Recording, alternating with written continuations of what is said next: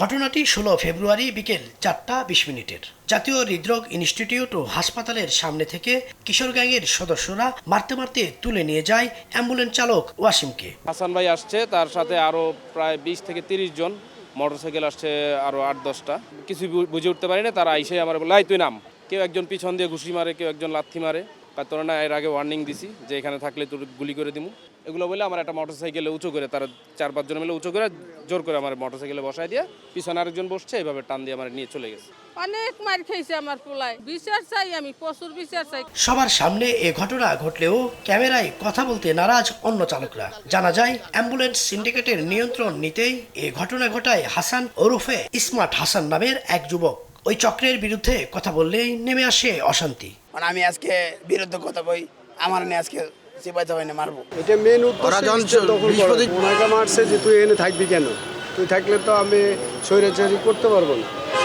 এইটাই হলো মেন উদ্দেশ্য। কেউ লাথি মারতে আসে, কেউ মারতে আসে, কেউ চর মারে, এরকম করে এদিক থেকে মারতে মারতে ওদিকে নিয়ে যেতে আসে। 5 আগস্টের পর রাজনৈতিক দলের পরিচয়ে অ্যাম্বুলেন্স চালকদের কাছ থেকে চাঁদা নেওয়ার অভিযোগ ওঠে ঘটনার হোতা হাসানের বিরুদ্ধে।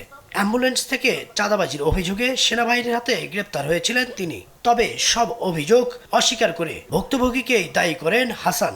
সম্পূর্ণ মিথ্যে কথা। ঘটনাটা ঘটছে কি, আমার গাড়ির ড্রাইভারকে গালিগালাজ করতো, আমার কথা বুঝছেন। চাঁদাবাজ পুরো এলাকায় করালো ওরা, ওদের নামে মনে করেন পঙ্গুতে গোলাগুলি করছে, তার নামও মামলা আছে। আমরা তো সন্ত্রাস না, আমরা কোনো কিছু না পাই, আমরা সাধারণ মানুষ কাম করে মাছ চাই। এ ঘটনায় রাজধানীর শেরেবাংলা থানায় একটি লিখিত অভিযোগ করে ওয়াসিমের পরিবার। মামলার তদন্ত কর্মকর্তা জানান, ঘটনা নিয়ে তদন্ত হয়েছে, সিনিয়র কর্মকর্তারা পরবর্তী ব্যবস্থা নেবেন। দাদির সাথে কথা হয়েছে আমার। হ্যাঁ, আমি গেছিলাম, তদন্ত করছি, তদন্ত এখনো চলমান। আমি আমার সিনিয়র স্যারদের সাথে কথা বলছি। চাঁদাবাজ সিন্ডিকেটের হাত থেকে রক্ষা ও ব্যবসার নিরাপদ পরিবেশ নিশ্চিতের দাবি জানান অ্যাম্বুলেন্স চালকরা।